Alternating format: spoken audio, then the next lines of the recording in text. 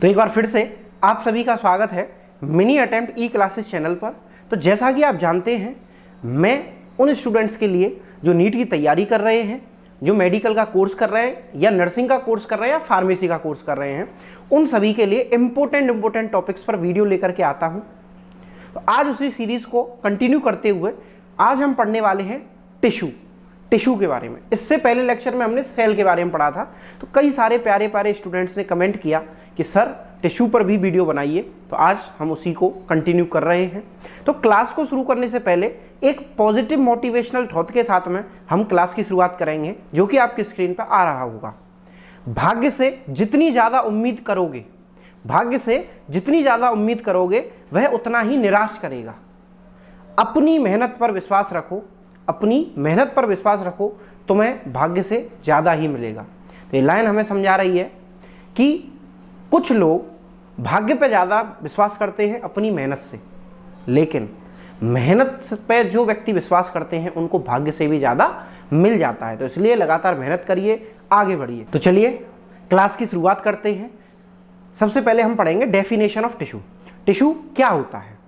जब कई सारी एक ही तरह के फंक्शन करने वाली कोशिकाएं या सेल आपस में कंबाइंड हो जाती हैं तो टिश्यू बनता है। तो आपकी स्क्रीन पर भी लिखा हुआ है कि it is defined as a group of similar cells and their structures and their function together as a unit.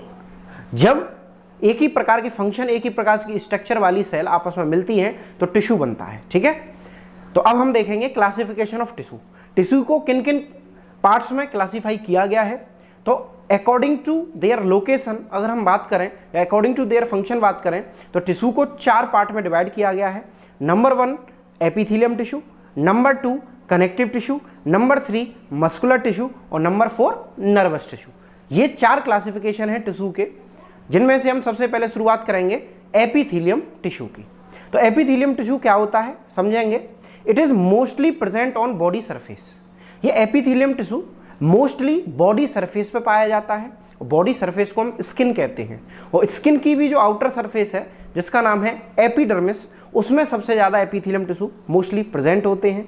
साथ में जितने भी हॉलो मस्कुलर ऑर्गन हैं उनकी आउटर कैविटी में, बॉडी की आउटर कैविटी में एंड कुछ ग्लैंड्स और डक्ट, इन सभी जगह ये टिश्यू स्पेशली पाया जाता है। एपिथेलियम टिश्यू को लेकर मैंने एक डार्क करके लाइन लिखी हुई है कि एपिथेलियम टिश्यू इज एवेस्कुलर। याद रखिएगा, एपिथेलियम टिश्यू एवेस्कुलर होता है, उसमें कोई भी ब्लड सप्लाई नहीं होती, but it have their nerve supply. लेकिन इसके पास में खुद की नर्व सप्लाई होती है जो सेंसेशंस को हेल्प करती है डिटेक्ट करने में। चलिए अब हम बात करते हैं classification of epithelium tissue. Means epithelium tissue को किन किन पार्ट्स में डिवाइड किया गया है। तो इसके 2 क्लासिफिकेशन हैं। सबसे पहला क्लासिफिकेशन है सिंपल एपिथेलियम टिश्यू और दूसरा है स्ट्रेटिफाइड एपिथेलियम टिश्यू। ठीक है, तो पहले हम बात करते हैं सिंपल एपिथेलियम टिश्यू की। सिंपल एपिथेलियम टिश्यू क्या होता है? It consist of single layer of tissue. नाम से ही क्लियर हो रहा है कि ये एक सिंपल टिश्यू है जिसमें सिंगल लेयर सेल्स की पाई जाती हैं, उनसे मिलकर के ये बना हुआ है। इसको भी आगे फर्दर 4 कैटेगरी में डिवाइड किया गया है। सबसे पहली कैटेगरी है स्क्वेमस एपिथेलियम टिश्यू, दूसरी है क्यूबोइडल एपिथेलियम टिश्यू, तीसरी है कॉलमनर एपिथेलियम टिश्यू और 4th टाइप है इसका सीलिएटेड एपिथेलियम टिश्यू। ठीक है, अब एक एक करके हम इन टिश्यू के बारे में पढ़ेंगे। देखिए वीडियो को एंड तक देखिएगा, क्योंकि आज इस वीडियो के माध्यम से मैं पूरा कंप्लीट टिश्यू आज कंप्लीट करने वाला हूं। तो ध्यान से सुनिएगा, कोई भी क्वेश्चन आपका इससे रिलेटेड छूटेगा नहीं। सिंपल स्क्वेमस टिश्यू क्या होता है? It consist of single layer of flat sales. जैसा कि मैंने आपको बताया था कि simple epithelium tissue flat cell से या सिंगल लेयर से बना हुआ होता है। उसमें भी स्क्वेमस वाला जो होता है उसमें फ्लैट टाइप की सेल पाई जाती है। कौन सी टाइप की सेल पाई जाती है? फ्लैट टाइप की। लिख लीजिए, it is mainly present in alveoli and Bowman's capsule. Competitive questions में ये पूछा जाता है कि ये मोस्टली कहाँ प्रेजेंट होते हैं, तो आंसर आएगा बोमेन्स कैप्सूल एंड एल्वेओलाई। नीचे आप डायग्राम में इजीली देख सकते हैं कि किस तरीके से flat cell single layer of tissue में प्रेजेंट है। चलिए अब बात आती है सेकंड क्लासिफिकेशन एपिथेलियम का, cuboidal simple epithelium tissue. Cuboidal simple epithelium tissue ऐसा टिश्यू होता है जिसमें क्यूब शेप सेल पाई जाती हैं। कैसी सेल पाई जाती हैं? Cube shape. क्यूब समझते हैं, बिल्कुल चौकोर। It is mainly present in renal tubules. ये कहाँ प्रेजेंट होती है? रीनल टिब्यूल्स में। कहाँ प्रेजेंट होती है? रीनल टिब्यूल्स में, किडनी का पार्ट है। Next, lining of duct of gland. Glands की जो डक्ट होती हैं उनकी लाइनिंग्स में भी ये पाई जाती है। नीचे आप डायग्राम में इजीली देख सकते हैं क्यूब शेप सेल किस तरीके से सिंगल लेयर में अरेंज है। ठीक है, चलिए उसके बाद में आते हैं थर्ड टाइप पर, columnar epithelium tissue. Columnar epithelium tissue एक ऐसा टिश्यू है जिसमें ये कॉलम्स की तरह मींस रेक्टेंगुलर शेप सेल पाई जाती हैं, जो कि मोस्टली लाइनिंग ऑफ जीआईटी यानी गैस्ट्रो इंटेस्टाइनल ट्रैक में, डक्ट ऑफ मेनी ग्लैंड्स यानी ग्लैंड्स, कई सारी ग्लैंड्स के अंदर ये प्रेजेंट होता है। ये कई बार क्वेश्चन भी पूछा गया है कि डक्ट में कौन सा टिश्यू पाया जाता है, तो आंसर क्या होगा? Columnar epithelium tissue. क्लियर हो गया? चलिए नेक्स्ट, अब हम बात करते हैं इसका fourth type, ciliated epithelium tissue. Ciliated word लिया गया है सीलिया से, और सीलिया मीन्स होता है hair like projection. Cilia means क्या होता है? Hair like projection. तो इसके अंदर सीलिएटेड रेक्टेंगुलर एपिथेलियम सेल्स पाई जाती हैं, इसीलिए इसको सीलिएटेड एपिथेलियम टिश्यू कहते हैं। और ये सीलिएटेड एपिथेलियम टिश्यू मोस्टली उन जगह पे पाया जाता है जहां पर कोई ना कोई मूवमेंट होता है, जैसे कि एग्जांपल के लिए फैलोपियन ट्यूब। फैलोपियन ट्यूब में आफ्टर ओव्यूलेशन ओवा यूट्रस की तरफ जाता है, तो उसको मूव कराने के लिए सीलियास की जरूरत होती है, तो वहां पर ये प्रेजेंट होता है, और रेस्पिरेटरी ट्रैक में ये प्रेजेंट होता है। ठीक है, आप नीचे डायग्राम में देख सकते हैं कि किस तरीके से रेक्टेंगुलर शेप सेल के ऊपर हेयर लाइक स्ट्रक्चर्स प्रेजेंट हैं। ठीक है, चलिए अब हम नेक्स्ट बात करते हैं एपिथेलियम टिश्यू का second type, striated epithelium tissue. पहला था सिंपल एपिथेलियम टिश्यू, दूसरा है stratified epithelium tissue. Stratified epithelium tissue और सिंपल में क्या अंतर है? सिंपल वाले में सिंगल लेयर टिश्यूज की, सिंगल लेयर सेल्स की प्रेजेंट थी, इसमें मल्टी लेयर सेल है। ये टिश्यू कैसा है? Multi layer. तो नीचे लिखा हुआ है it consist of several layer of different shape of cell. Next second point है it protect the underlining structure from bearing and tear. ये प्रोटेक्शन में मेनली हेल्प करता है। ठीक है, चलिए उसके बाद में अब इसका भी अलग अलग डिवीजन किया गया है, तो इसको दो पार्ट में अलग अलग डिवाइड किया गया है, एक स्ट्रेटिफाइड स्क्वेमस में और एक ट्रांजिशनल एपिथेलियम टिश्यू में।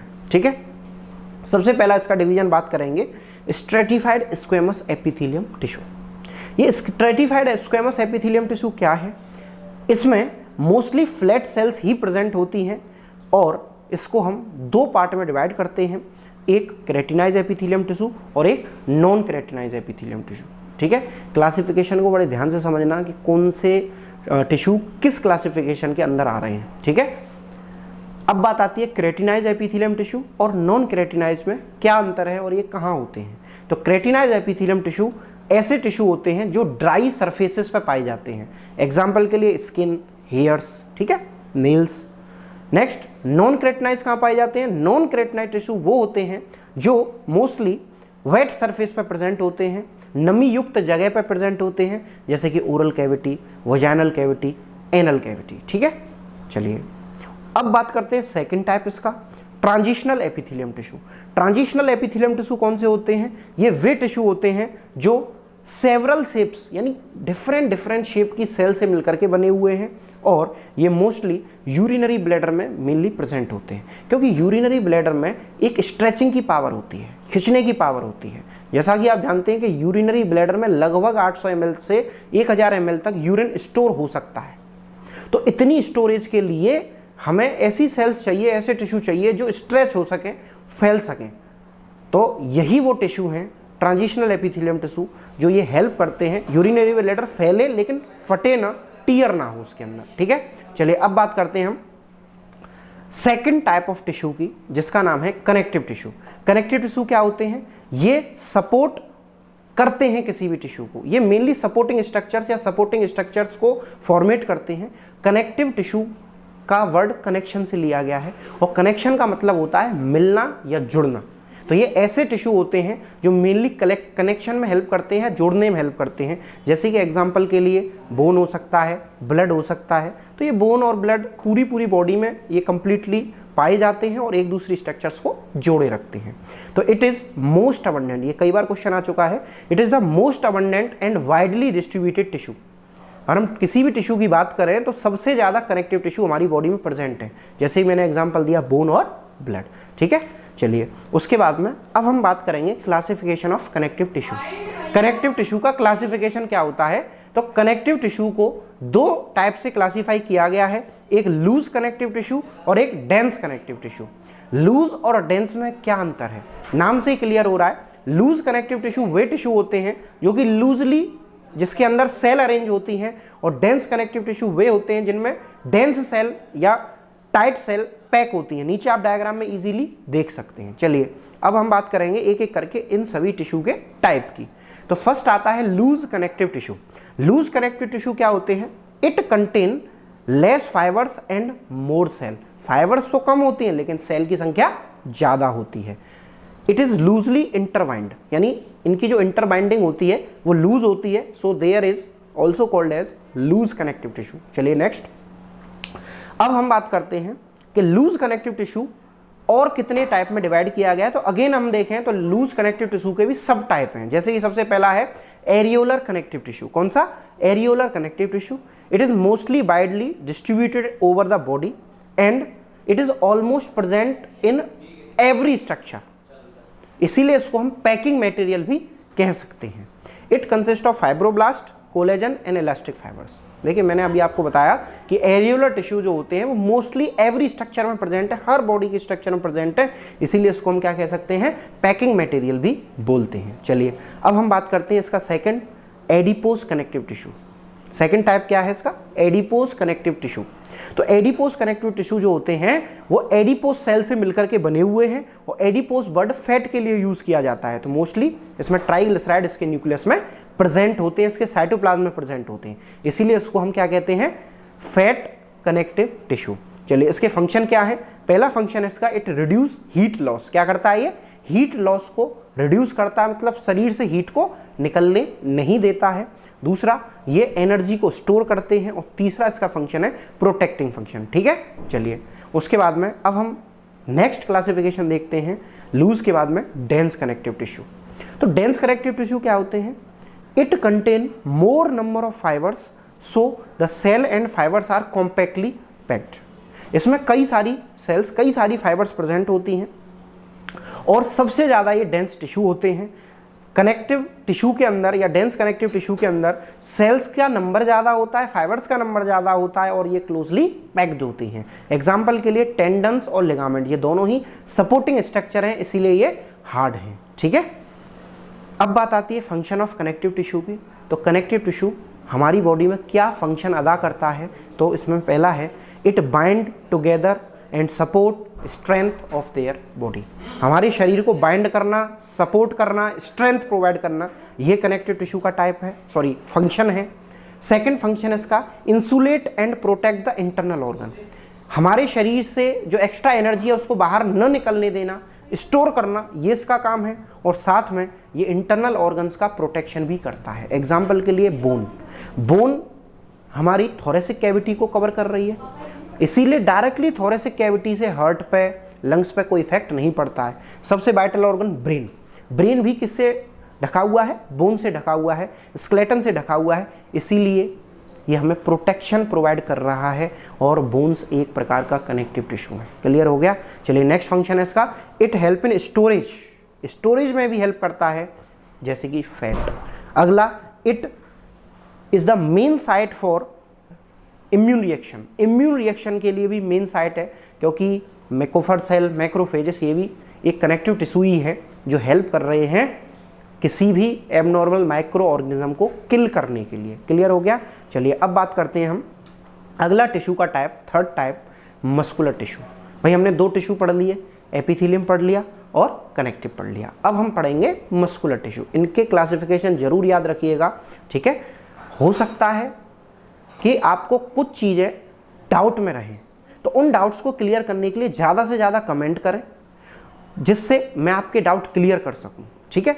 चलिए मसल, अब बात करते हैं मस्कुलर टिश्यू की। तो मसल टिश्यू क्या होते हैं? Muscular tissue is composed of cell that consist of special ability of shorten and contract in order to produce movement of body part. Muscular tissue वे टिश्यू होते हैं जिनके अंदर मस्कुलर सेल्स पाई जाती हैं, ऐसी सेल्स पाई जाती हैं जो स्ट्रेचिंग और कॉन्ट्रैक्शन यानी फैलने और सिकुड़ने में सक्षम हो या हेल्प करती हो। ठीक है, नीचे आप डायग्राम में देख सकते हैं। अब हम बात करेंगे क्लासिफिकेशन ऑफ मस्कुलर टिश्यू के बारे में।